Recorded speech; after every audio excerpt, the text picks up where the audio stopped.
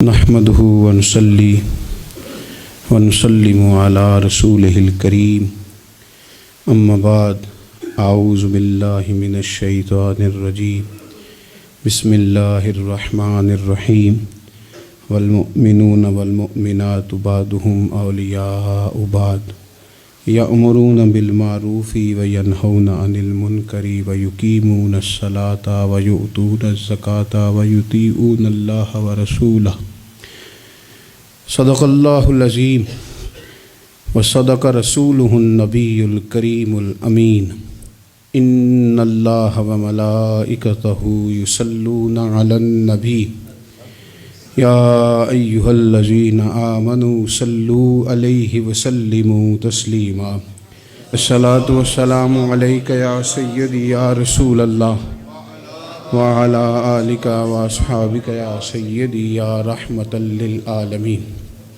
حمد و صلاۃ کے بعد دوستو، بزرگوں اور بھائیوں، انسان معاشرے میں جب جنم لیتا ہے، پیدا ہوتا ہے اور پھر وہ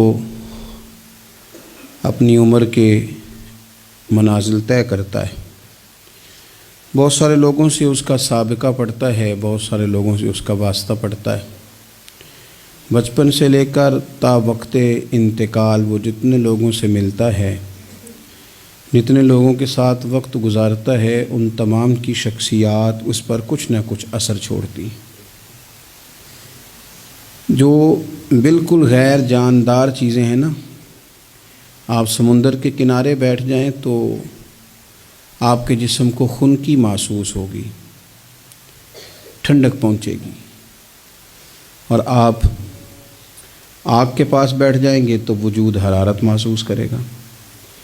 انسان کا وجود ظاہری طور پر بھی اور باطنی طور پر بھی باہر کا خارجی اثر قبول کرتا ہے۔ اب بہت سارے لوگ ہیں جو یہ کہتے ہیں کہ میں بڑا پکا ہوں، مجھ پر کسی بات کا اثر نہیں ہوتا۔ یہ بات بہت زیادہ درست نہیں ہے۔ انسان بہرحال اثر قبول کرتا ہے۔ ہاں، جو لوگ علم میں، عمل میں اور نظریات میں بہت زیادہ پختہ ہو جاتے ہیں اور بہت زیادہ وہ معلومات رکھتے ہیں، وہ کئی دفعہ سامنے والا جب بات کرتا ہے تو اس کی بات کا جواب یا رد ان کے پاس موجود ہوتا ہے، تو پھر وہ اس اثر سے بچتے ہیں، لیکن کلیتاً نہیں۔ بہرحال کچھ نہ کچھ اثرات عام لوگوں پر، میں کہہ چکا ہوں کہ جو اسپیشلسٹ لوگ ہیں کسی بھی معاملے میں وہ تو بچ جاتے ہیں، لیکن عام لوگ بہرحال اثر قبول کر لیتے ہیں۔ اللہ تبارک و تعالیٰ نے نا اپنے بندوں کی اس کمزوری پر بھی اپنے بندوں کو یہ رہنمائی کی ہے کہ چونکہ تم نے اثر قبول کرنا ہے، لہذا اس طرح کرنا کہ سالے نیک لوگوں کی صحبت میں بیٹھنا، اور جو برے لوگ ہوں ان سے خود بخود پرہیز کرنا، ان کے پاس ہی نہ جانا۔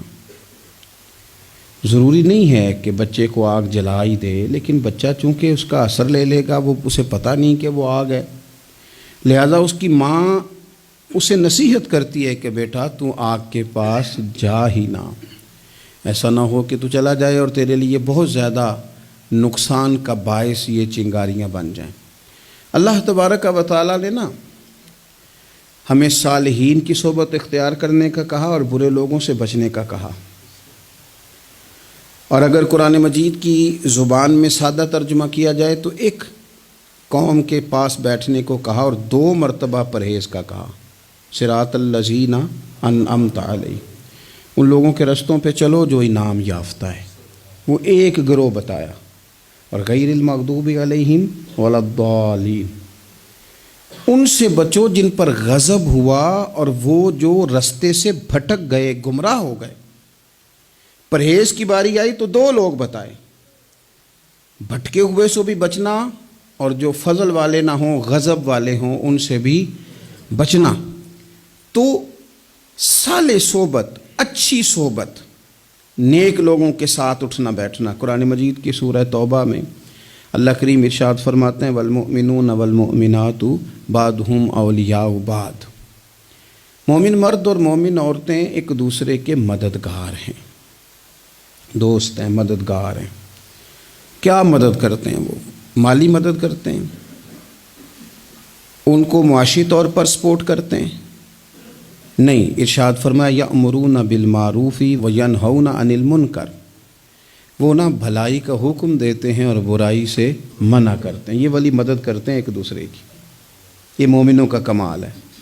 اور پھر وَيُقِيمُونَ الصَّلَاةَ وَيُؤْتُونَ الزَّكَاةَ، وہ نماز صحیح ادا کرتے ہیں اور زکوٰۃ بھی ٹھیک ٹھیک ادا کرتے ہیں۔ وَيُطِيعُونَ اللَّهَ وَرَسُولَهُ، اللہ کی بھی اطاعت کرتے ہیں اور اللہ کے رسول کی بھی اطاعت کرتے ہیں۔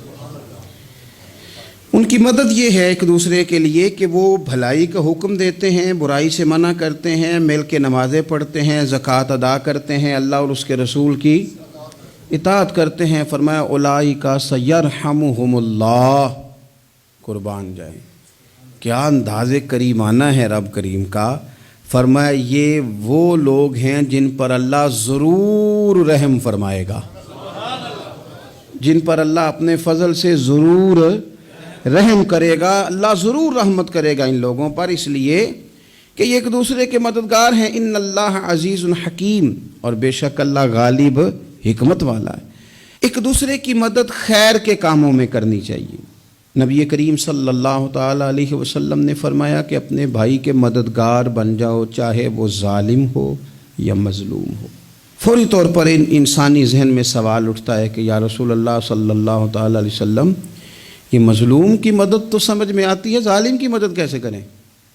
تو اللہ کے حبیب علیہ الصلوۃ والسلام دیکھیں کتنا نفسیات کے قریب، کتنا آسان کر کے، کتنا انسانی سطح جس کو بڑی جلدی قبول کرے، اس طرح حضور نصیحت فرماتے، یا رسول اللہ صلی اللہ تعالیٰ علیہ وسلم یہ بھلا ظالم کی مدد کیسے کریں؟ تو حضور نے فرمایا اسے ظلم کرنے سے روک دو، یہی تمہاری اس کے لیے مدد ہے۔ تم اسے سمجھاؤ کہ یہ بات غلط ہے، تم اسے کہو کہ تم زیادتی پر ہو، تم اسے کہو کہ تم غلط بات پہ اڑ گئے، تم اسے سمجھاؤ کہ جس رستے کے تم مسافر بنے ہو یہ رستہ ٹھیک نہیں ہے، یہ تمہاری مدد ہوگی اس کے لیے۔ تم اپنے دوست کو، بھائی کو، عزیز کو، رشتہ دار کو قائل کرو کہ وہ غلط کام نہ کرے، یہ تمہاری مدد ہے اس کے لیے۔ تم مددگار بن گئے اپنے اس بھائی کے۔ اچھے لوگوں کی صحبت، اچھے لوگوں کے پاس اٹھنا بیٹھنا، آج کل اس کا ترجمہ اور بھی کیا جا سکتا ہے کہ اچھے لوگوں کو سننا، اچھے لوگوں کی بات پر توجہ دینا۔ ہمارا نا ایک مزاج ہے ذائقہ بدلنے کا، یعنی یہ طبیعت بڑی انوکھی ہے لوگوں کی، کہتے ہیں یہ تو بات روز سنتے ہیں، کوئی انوکھی بات نہ سنیں، اس چہرے کو تو روز دیکھتے ہیں، کوئی انوکھا چہرہ نہ دیکھیں۔ لیکن درویش کیا کہتے ہیں؟ کہتے ہیں پاہویں سونے ملن ہزارہ، آسان نہیں یار بٹونا۔ او بھائی یہ مطلب سنو تو صحیح جی فلانا کیا کہہ رہا ہے۔ او بھائی خدا کے بندے پہلے تو اپنوں کی تو سن لے، وہ تو سمجھ لے، اس پر تو تھوڑا سا تو غور کر لے۔ ہم اس طرح الجھ جاتے ہیں اور قصداً الجھاؤ پیدا کرتے ہیں، ادھر بھی تھوڑا گئے، ادھر بھی تھوڑا گئے، اتنی بھی تھوڑی سنی، ٹھیک ہے، یہاں تو آپ پھر اتنا وقت رکھتے ہوں کہ سب کی بات سنیں اور اتنی صلاحیت رکھتے ہوں کہ اس کو پرکھ بھی سکیں، اور آپ اپنی ذہنی سطح پہ لا کے پھر صحیح کو صحیح کہنے کی طاقت رکھتے ہوں، غلط کو غلط کہنے کی اور جاننے کی صلاحیت رکھتے ہوں، تو آپ یہ کام کریں۔ لیکن اگر ایسا نہیں ہے تو پھر تو آپ اثر قبول کریں گے، پھر تو معاملات اور طرح کے ہو جائیں گے۔ اس لیے کوشش کریں کہ صالحین کی سنگت، نبی پاک صلی اللہ تعالیٰ علیہ وسلم نے فرمایا، میرا خیال ہے اس عنوان پر اس سے زیادہ قیمتی بات نہیں ہو سکتی۔ اللہ کے حبیب علیہ الصلوۃ والسلام نے فرمایا کہ انسان اپنے دوستوں کے دین پہ ہوتا ہے۔ اوئے ہوئے اتنی بڑی بات، فرمایا انسان اپنے دوستوں کے مذہب پر ہوتا ہے، اس لیے سوچ کے بنایا کرو کہ یار کسے بنا رہے ہو، غور کر لو، اس کو دوستی کو، یارانے کو، اٹھنے بیٹھنے کو معمولی سا کام نہ سمجھنا، آنے جانے کو، سفر کرنے کو معمولی سا کام نہ جاننا۔ بندہ اپنے دوستوں کے مذہب پہ ہوتا ہے، اس کے منہ میں زبان اپنی ہوتی ہے۔ اکثر لوگ ایسے ہوتے ہیں ان کے منہوں میں زبان اپنی ہوتی ہے، لفظ اپنے نہیں ہوتے، جملے کسی اور کے بول رہے ہوتے ہیں۔ اس کا مطلب یہ ہوتا ہے کہ وہ سارا اثر قبول کر چکے ہیں کہ جو انہیں یا تو راہ حق پہ لے گیا ہے، اور اگر جس کا وہ اثر لے رہے تھے بندہ غلط تھا تو وہ انہیں غلط ترک پہ لے گیا ہے۔ ایک بات خواجہ حسن بصری کی، اللہ اکبر، صحیح لوگ چل رہے ہوتے ہیں، کسی درویش کے عقیدت مند ہوتے ہیں، تربیت پا رہے ہوتے ہیں، رستہ صحیح چل رہا ہوتا ہے، لیکن وہ مطلب فٹافٹ ایک کوئی شخص بیچ میں گھستا ہے اور آ کے کہتا ہو نہیں میں تجھے بتاتا ہوں معاملہ تو کچھ اور ہے۔ وہ بالکل سڑک پہ صحیح چل رہے تھے، اب انہوں نے غلطی کیا کہ انہوں نے ہر چمکنے والی چیز کو سونا سمجھ لیا، انہوں نے ہر اجلی چیز کو طیب جان لیا۔ حضرت خواجہ حسن بصری فرماتے ہیں بروں کی صحبت میں نہ بیٹھنا، بروں کی صحبت تجھے اچھوں سے بدگمان کر دے گی، وہ تیرے ذہن میں اچھوں کے بارے میں۔ حضرت پیر چنن شاہ صاحب رحمۃ اللہ تعالیٰ علیہ آل و مہار شریف والے، حضرت پیر چنن شاہ صاحب رحمۃ اللہ علیہ کے پاس نا ایک نوجوان آیا تو پیار ہو گیا، وہ بیٹھنے لگا، طریقت سیکھنے لگا۔ وہ لوگ بھی بڑے خالص تھے، انہیں مریدوں کی صورت میں طاقت نہیں چاہیے ہوتی تھی، بلکہ انہیں مریدوں کی صورت میں وہ لوگ چاہیے ہوتے تھے جو ان کا پیغام آگے پہنچائیں، جو ان سے وہ سیکھیں، جو وہ سکھا کے انہیں دیندار بنانا چاہتے ہیں۔ تو بچہ بیٹھ گیا، حضرت بھی بڑا ہی پیار کرنے لگے، اسے دین سمجھانے لگے۔ تو اس کے والد صاحب پیچھے سے آئے اور آگے کہنے لگے پتر چل گھر چلیے۔ کہنے لگے جی ابا جی اور میں تے نہیں جانا، میں تے اتھی رہنا ہے۔ کہنے لگا پتر چل میں بڑے پیر ویکھے نے۔ تو بیٹا بیٹھتا تھا نا صحبت میں تو کچھ میٹھی باتیں اور خوبصورت جملے اسے بھی سمجھ میں آ گئے تھے۔ کہنے لگا ابا جی تساں تے بڑے ویکھے نے، تانوں نہیں نہ کسے ویکھیا، یہ تیری نظر کا کمال ہے کہ میری زندگی کا سوال ہے، تجھے نہیں نہ کسی نے دیکھا، مجھے تو دیکھ لیا، میری مجبوری ہے کہ میں کسی کی نظر میں آ گیا، اور نظر کی جولانیاں نہ پوچھو، نظر تو وہ ظالم نظر ہے، اٹھے تو بجلی پناہ مانگے اور گرے تو خانہ خراب کر دے۔ اس لیے میں تو نظر میں آ گیا ہوں، اب مجھے بتائیں میں کدھر جاؤں، میرا معاملہ اور طرح کا ہو گیا۔ تو عزیز دوست آپ یہ دیکھیں کہ آپ کسی صالح بندے کی صحبت میں جا رہے ہیں اور یکدم ایک شخص آیا ہے، اس نے آ کے سارا معاملہ روک دیا۔ بروں کی صحبت اچھوں سے بدگمانی پیدا کرتی ہے۔ آپ کے دوستوں کا ٹھیک ہونا بڑا ضروری ہے، حلقہ احباب کا درست ہونا بڑا ضروری۔ آپ نے تھوڑا سا بھی جس کے ساتھ سفر کرنا ہے نا، اس بندے کا بھی ٹھیک ہونا بڑا ضروری ہے، ورنہ انسانی ذہن میں بعض لوگ ایسے سوالات چھوڑ دیتے ہیں کہ وہ سوالات نہیں ہوتے، وہ وسوسے ہوتے ہیں۔ وہ تو ایک جملہ کہہ کے گزر گیا، اور انسان ہے کہ وہ لڑتا رہا، جد و جہد کرتا رہا۔ مجھے بڑی اچھی طرح بات یاد ہے، میں اپنے احباب میں سے سمجھ لیں یا بہن بھائیوں میں سے نہ کسی کے ساتھ کو تھوڑا بہت خیر کا کام کرتا تھا اپنی توفیق کے مطابق۔ تو ایک دن میں دوبارہ سے اسی سلسلے میں اپنی خدمت کے لیے حاضر ہوا تھا، تو میں واپس لوٹا تو ایک صاحب مجھ سے کہنے لگے کنا کچھ تو سائیں پار چانا ہے، دیکھ رہے ہیں سالوں گزر گئے۔ میں آپ کو اپنی بات بتاتا ہوں، تو واقعی میرا ذہن الجھنے لگ گیا۔ واپس آنے تک میں نے کہا یار یہ کب تک، یعنی کہ تو ہر روز کوئی نہ کوئی بات سنا دیتے ہیں کہ فلانی بھی مجبوری ہے، فلانی بھی، کب تک یہ کرنا ہے؟ میرا ذہن خاصا الجھ گیا اور میں بڑی عجیب سی کیفیت میں چلا گیا۔ میں اسی پریشانی کے عالم میں تھا کہ میں نے طبقات امام شورانی کھولا، ویسے ہی بائی دوے تو سامنے ایک بزرگ کا قول آ گیا، وہ کہنے لگے یاد رکھنا بندے بندوں کے محتاج نہیں، بندے رب کے محتاج ہیں، اور اگر کوئی بندہ کسی کا بھلا کرتا ہے نا تو بس اللہ نے اس کی ڈیوٹی لگائی ہے، باقی دے اللہ ہی راہ ہے، بندے بندوں کے محتاج۔ اگر کوئی بندہ کسی کو کچھ دیتا بھی ہے تو وہ اللہ کی دی ہوئی ڈیوٹی سر انجام دیتا ہے، بندے او ہو میرا تو رو رو کے برا حال ہو گیا۔ اور میں نے کہا تو کیا سوچنے لگ گیا تھا، تو کچھ ہے، میں مسکین پرانا خادم کسے در ملی نہ ٹوئی، تے واصف یار نے نظر جو کیتی تے واصف ہی ہوئی۔ وہ پتہ سارا ہے نا سردار نو کیتیاں دا، اے دا پردہ چپایا ہی چلو بھلا ہو سی۔ الجھے نہیں، لوگ الجھا دیں گے آپ کو، چھوٹی سی بات کریں گے آپ الجھ جائیں گے، آپ کہیں گے ہو میری وجہ سے چل رہا، تیری وجہ سے کچھ بھی نہیں چل رہا، کچھ بھی نہیں تیری وجہ سے چل رہا۔ بڑے بڑے تھے جو قبروں میں لیٹ گئے، ہوئے نامور بے نشاں کیسے کیسے، اور زمیں کھا گئی نوجوان کیسے کیسے۔ کہاں میرے بھائی کسی کی وجہ سے نہیں، یہ نظام میرے رب کا ہے اور میرے مالک کی قدرت سے چل رہا ہے، یہ نبی کریم علیہ السلام کی نگاہ کرم سے چل رہا ہے۔ اس لیے الجھے نہیں، آپ کو لوگ الجھائیں گے، کہیں گے کب تک جی آپ تو فلانا تو بس ایسے ہوگا، نہ الجھے نہیں، کبھی نہیں الجھے۔ سنیں، ہمارے ارد گرد کے حلقہ یا احباب کا ٹھیک ہونا اتنا ضروری ہے، اتنا ضروری ہے کہ داتا گنج بخش علی اجویل رحمۃ اللہ علیہ فرماتے ہیں کہ مکہ معظمہ میں ایک شخص طواف کعبہ کر رہا تھا۔ بڑے سارے لوگ کہہ دیتے ہیں دعا میں یاد رکھنا، دعا میں یاد رکھنا، تو وہاں نا اپنی طلب اتنی زیادہ ہوتی ہے کہ وہ بندہ مطلب خزانے کے سامنے کھڑا ہے تو وہ کہتا ہے یہ بھی اپنے لیے لے لوں، یہ بھی اپنے لیے لے لوں، یہ بھی اپنے لیے لے لوں۔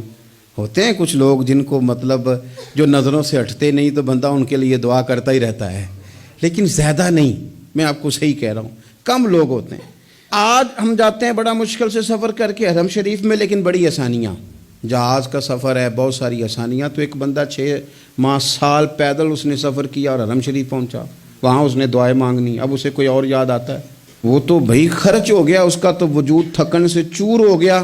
لیکن داتا صاحب رحمۃ اللہ علیہ فرماتے ہیں اس شخص کا حال یہ تھا کہ وہ حج کرنے گیا، جتنی بار بھی دیکھا نا کعبے کا طواف کر رہا ہے، غلاف پکڑا ہے، اور کیا پتہ کیا آ رہا ہے، یا اللہ میرے دوستوں کو ٹھیک کر دے، یا اللہ میرے دوستوں کی اصلاح کر دے، یا اللہ میرے دوستوں پہ فضل فرما دے، یا اللہ جو میرے ارد گرد رہنے والے ہیں انہیں اپنا قرب دے دے، ان کا رستہ آسان کر دے۔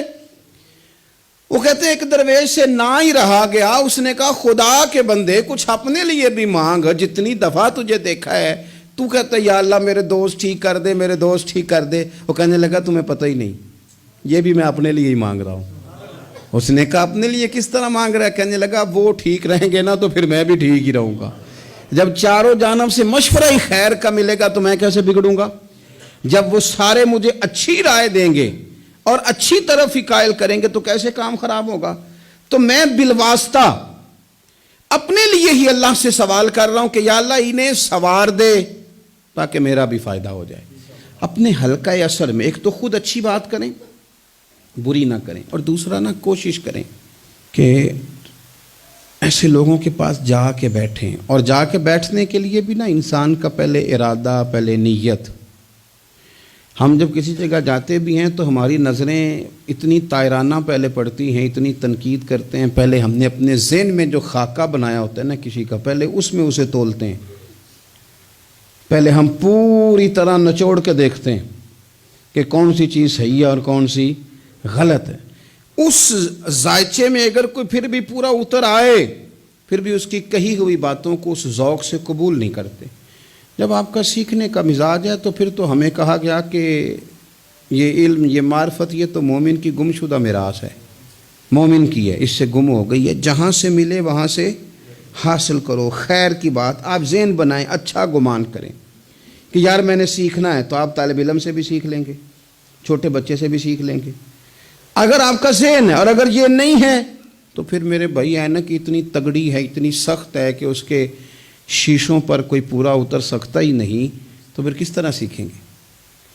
آپ حضرت ابن الجوزی رحمۃ اللہ علیہ فرماتے ہیں کہ ایک درویش تھے، حضرت ابو ہاشم ان کا نام تھا، کہتے ہیں بڑی مجبوری تھی، مجھے کہیں جانا تھا تو کشتی نہیں مل رہی تھی، اچانک ایک کشتی گزرنے لگی تو میں بھی سوار ہونے لگا، تو ملاح نے مجھ سے کہا کہ یہ ایک صاحب بیٹھے ہیں، بڑے امیر ہیں، ساتھ ان کی کنیز ہے، انہوں نے مجھ سے بک کر لی ہے ساری کی ساری، کی عقیدہ سی سالم کرا لیا ٹانگا، وہ ساری کی ساری بک کر لی ہے، تو میں تو کسی کو نہیں بٹھا سکتا۔ تو وہ جو صاحب بیٹھے تھے بڑے سیٹھ آدمی تھے، کہنے لگے میاں آپ کسی اور کشتی میں، وہ جو ان کی کنیز تھی نا، وہ کہنے لگی چہرے سے کوئی نیک آدمی لگتا ہے، چلو اتنی سواریوں کی جگہ ہے، کسی کونے کھدرے میں بیٹھ جائے گا، ہمارا کیا جائے گا؟ کہا اچھا چلو آ جاؤ۔ کہتے میں کونے میں بیٹھ گیا، تھوڑا رستہ آگے گیا، انہوں نے کھانے کا سامان نکالا، مجھے بھی کھلایا، لیکن کھاتے کھاتے میری نظر پڑی تو اس میں تو شراب کے برتن بھی تھے معاذ اللہ۔ پھر اس شخص نے کھانا کھانے کے بعد اس کنیز سے کہا کہ مجھے معاذ اللہ گانا سناؤ، وہ گانے گانے لگی، یہ میری طرف متوجہ ہونے لگا، مجھے کہنے لگا سنو، میں نے کہا میں یہ نہیں سنتا۔ پھر میری طرف شراب بڑھائی، میں نے کہا میں نہیں پیتا، تو کہنے لگا تو کیا سنتا ہے، تو کیا سنتا ہے؟ تو کہنے لگے میں سناؤں کیا سنتا ہوں؟ کہا سنائیے، فرماتے میں نے قرآن پاک پڑھنا شروع کر دیا۔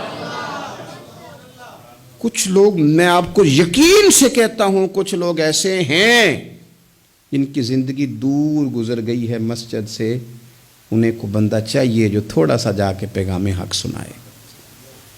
یعنی ان کو پتہ ہی نہیں ہے کہ دین میٹھا کتنا ہے، حسین کتنا ہے، قرآن میں چاشنی کتنی، سرکار کی تعریف کا، نعت خوانی کا رنگ کتنا شاندار ہے۔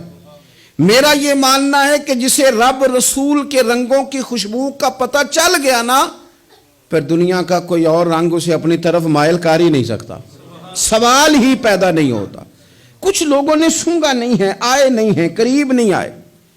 تو شیخ ابو ہاشم کہتے ہیں، مجھے کہنے لگا سناؤ نا، امیر آدمی تھا، کبھی اس طرف گیا ہی نہیں تھا، ڈھیروں لوگ ہیں جو نئی مسجد جاتے، الہاکم التکاثر حتی زرتم المقابر۔ اللہ فرماتے ہیں کہ تمہیں دولت کی ہرس نے اتنا عجیب الجھا دیا کہ قبروں تک پہنچ گئے تم۔ بہت سارے لوگ ہیں قبر میں چلے جاتے ہیں، مسجد میں نہیں آتے۔ تو کہتے ہیں میں نے اسے چند آیتیں سنائیں، اس کی تو کیفیت ہی بدل گئی۔ کہنے لگا مولانا زندگی بڑی گناہوں میں گزری ہے، اب توبہ کر لوں تو مالک معاف کر دے گا؟ کارنامے خطرناک ہیں، پیچھے رجسٹر کالا سیاہ، معافی ہو جائے گی۔ دولت بڑی تھی تو پھر ہم نے بھی شراب کباب شباب میں اڑا دی ساری، معاف کر دے گا؟ تو کہتے ہیں میں نے کہا ہو بندے کے آنے کی دیر ہے، اس کی رحمت تو فوراً ہی قبول کر لیتی ہے۔ ویسے بھی عدل کریں تے تھر تھر کمبن، اونچیاں شانہ والے تجھے فضل کریں تے پھر تے بخشے جامن میرے جے منہ کالے۔ کہتے اس نے اس کنیز کو آزاد کیا، دولت اللہ کی راہ میں خیرات کی، 40 سال میرے ساتھ رہا۔ پھر میں نے اس کی زبان سے سوائے خیر کے جملہ نہیں سنا، ایک کی بات کرتا تھا، کہتا تھا شیخ کاش آپ مجھے تھوڑا پہلے مل جاتے، زندگی سے یہ گلہ ہے کہ تو ذرا دیر سے ملا ہے، پہلے مل جاتے نا تو شاید میری زندگی کچھ اور دن بن جاتے، تھوڑی دیر اللہ والے کی صحبت۔ آپ فرماتے ہیں پھر وہ 40 سال کے بعد میرے سامنے انتقال ہوا، میں نے ہی دفن کیا، میں نے ہی قبر میں اتارا، جنازے کا اہتمام بھی میں نے ہی کیا۔ میرا یار تھا، دل لگ گیا تھا، پیار ہو گیا تھا، میں پریشان رہتا۔ ایک دن خواب میں مل کے مجھے کہنے لگا فکر نہ کر، میں نے اپنے رب کو بڑا ہی مہربان پایا ہے، میں نے اسے بڑا کریم پایا ہے، معاف کرنے والا پایا ہے، درگزر کرنے والا پایا ہے۔ اس نے فضل فرما دیا، میرے گناہوں پر اس کے عفو و درگزر کا قلم چل گیا ہے، اور میرے حق میں جو فیصلہ آیا ہے وہ رحمت والا ہی آیا ہے، فضل والا ہی فیصلہ آیا ہے۔ عزیز دوستو، تھوڑی دیر کسی نیک آدمی کی صحبت، ایک تو یہ ہے کہ وہ صحبت تقوی کی طرف مائل کرے گی، تو برے آدمی کی صحبت نا آپ کی طبیعت میں ہیجان پیدا کرے گی، ہیجان۔ وہ لوگ ہی ہوتے ہیں جو مل کے کہتے ہیں چھوڑ ساری دنیا داری ہے، پیسے ہوں تو سارے ٹھیک ہیں۔ یہ لوگ ہی ہیں جو یہ سبق بھی پڑھاتے ہیں، وہ لوگ ہی ہیں وہ کہتے ہیں چھوڑ یار، کون سے درویش، کون سے مولوی، کون سے دیندار، سب اسی طرح کے ہی ہیں۔ یہ لوگ ہی ہیں جو کہتے ہیں چھوڑو میاں تم کس چکر میں پڑ گئے، ابھی تو اتنی عمر پڑی ہے۔ یہ سب چیزیں ہیں۔ ہمارے صاحب رحمۃ اللہ علیہ ارشاد فرمایا کرتے تھے کہ بڑے بڑے گھروں کے مہمان نہ بننا، ورنہ بڑے بڑے اونچے اونچے مکان تمہارا بھی دل چاہے گا، کبھی میرا بھی اس طرح کا گھر ہو جائے نا۔ بڑے بڑے اونچے اونچے منصب دار لوگوں کے پاس نہ جانا، ورنہ تمہارا خیال بڑھے گا۔ دعوت کے لیے جانا، پیغام حق کے لیے جانا، وہ معاملہ ایک الگ ہے، لیکن اس شوق سے جانا کہ یہ بڑا آدمی ہے، فرمایا تمہارے لیے مشکل ہو جائے گی۔ تمہارا دل کہے گا کہ تو اتنے بڑے گھر میں کیوں نہیں رہ سکتا۔ اور پھر میں نے یہ بھی دیکھا ہے کہ بڑے بڑے خیر والے لوگ تھے لیکن صحبت بری مل گئی، لوگ نہیں ٹھیک مل سکے، مشیر نہیں ٹھیک مل سکے، معاونین نہیں ٹھیک مل سکے، رستے میں رہ گئے۔ صحیح بخاری میں ایک بادشاہ کا واقعہ ہے، بادشاہ کا۔ میں نے جب اسے پڑھا تو میں حیران ہی رہ گیا کہ یہ جو مشیر وزیر ہوتے ہیں یہاں تک لے جاتے ہیں بندے کو۔ وہ ہمارے ایک وزیر صاحب نے تھوڑے دن پہلے کہا ہے، بیچارے نا خبروں میں رہنے کے لیے اس طرح کی شرارتیں کرتے ہیں۔ اس کی وجہ یہ ہوتی ہے کہ ملک کا نظام تو چلتا نہیں، تو پھر وہ چاہتے ہیں کچھ لوگوں کو ادھر الجھا دو تاکہ وہ اصل سے ان کی توجہ ہٹ جائے۔ انہوں نے کہا جی قائد اعظم اسلامی ملک نہیں بنانا چاہتے تھے، تو کون سا بنانا چاہتے تھے؟ پاکستان کا مطلب کیا؟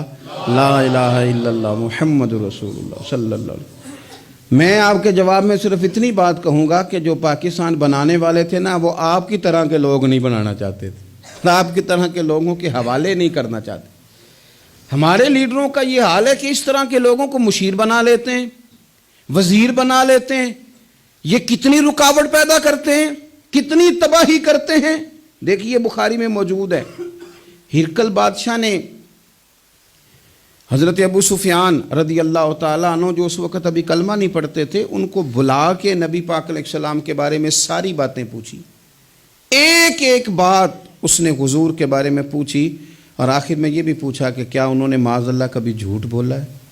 تو ابو سفیان کہنے لگے نہیں، قربان جاؤں، میری مخالفت اپنی جگہ پہ، لیکن وہ میرے سامنے پیدا ہوئے ہیں، 40 سال کی عمر میں اعلان نبوت کیا ہے، ان کی گود میں بیٹیاں کھیلتے میں نے دیکھی ہیں، ان کے مقدس بال میرے سامنے سفید ہوئے ہیں، محبوب نے جب بھی بولا حق اور سچی بولا ہے۔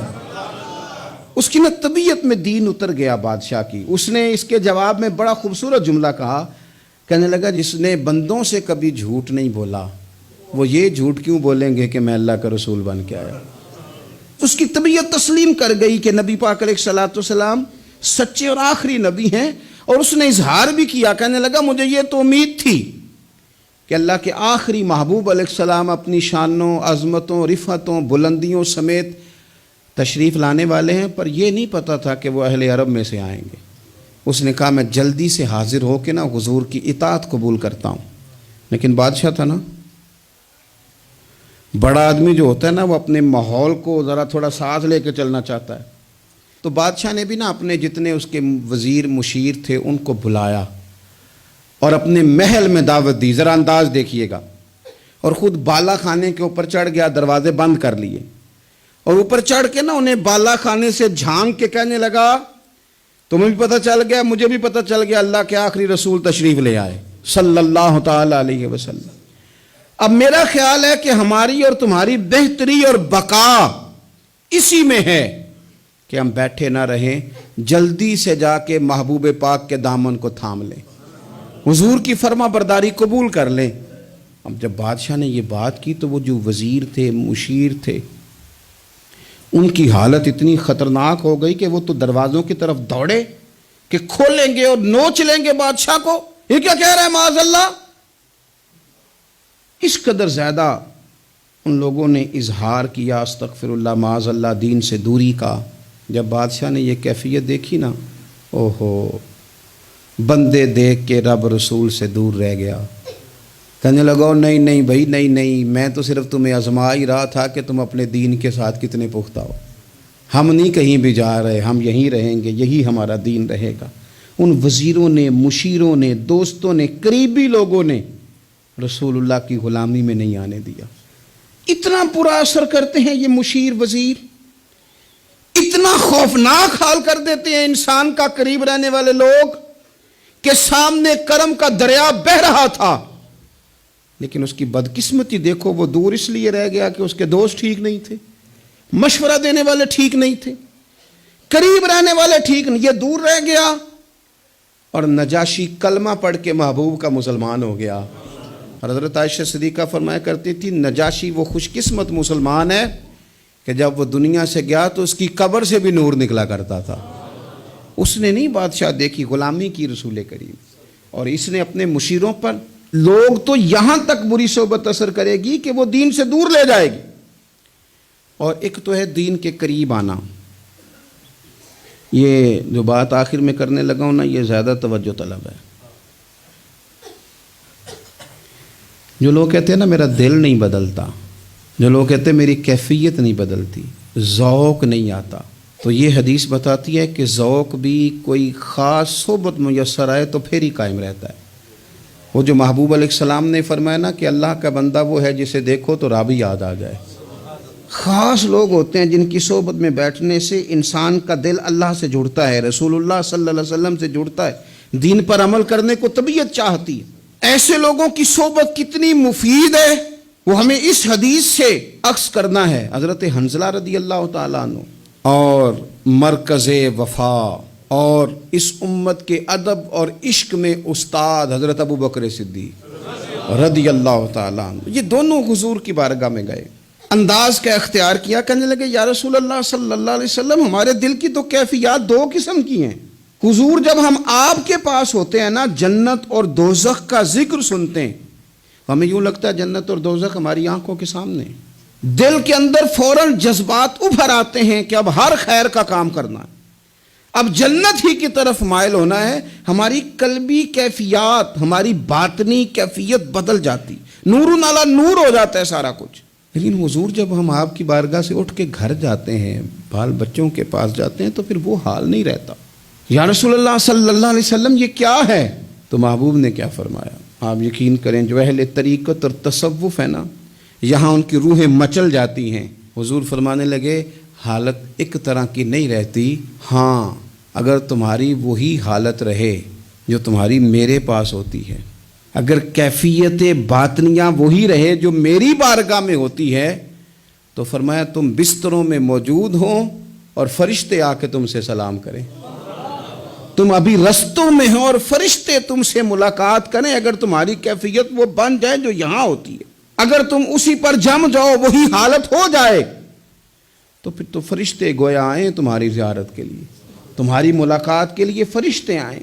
اگر کیفیات بدل جائیں کسی اللہ کے بندے کی بارگاہ میں بیٹھ کر، تو پھر اس کیفیت کو برقرار رکھنے کی کوشش کی جائے، اگرچہ حضور نے فرما دیا کہ کیفیات ایک جیسی نہیں رہتی۔ اور چلو میرے بھائی تھوڑی دیر کے لیے ہی صحیح، جتنی صحبت میسر آئے، شاید اسی لیے امام اعظم ابو حنیفہ رحمۃ اللہ علیہ کی عمر 60 سال سے زیادہ تھی، تو کسی نے پوچھا حضور کتنی عمر ہے؟ فرمایا عمر ہے 3 سال۔ حضرت آپ تو علم، عمل، روحانیت، معرفت کے شاہ سوار ہیں، تو ساری داڑھی سفید اور آپ کہہ رہے ہیں 3 سال۔ فرمانے لگے عمر وہی 3 سال ہے جو امام جعفر صادق کی خدمت میں گزر گئی۔ وہ کیفیات جو ان کی بارگاہ میں رہتی تھیں، وہ انداز جو ان کی بارگاہ میں رہتا تھا، جو ان کے پاس ہوتا تھا، وہ پھر کہیں اور میسر ہر مشکل دی کنجی یارو ہاتھ مرداں دے آئی، اور مرد نظر کرے جس ویلے، اوئے ہوئے ہوئے، مرد نظر کرے جس ویلے، مرد نظر کرے جس ویلے، پھر مشکل رہے نہ کائی۔ وہ جو کیفیات ہے نا اس وقت کی، جب کوئی رب کا بندہ ملے اور انسان اس کی صحبت میں بیٹھ کے اپنے رب کو یاد کرے، رسول کریم کی محبت میں مچلے، تو پھر وہ لمحے اتنے قیمتی ہیں کہ وہ زندگی سنوارنے کے لیے کافی ہو سکتے ہیں۔ اللہ کریم اچھی صحبت نصیب فرمائے۔ آخر دعوایا ان الحمدللہ رب العالمین۔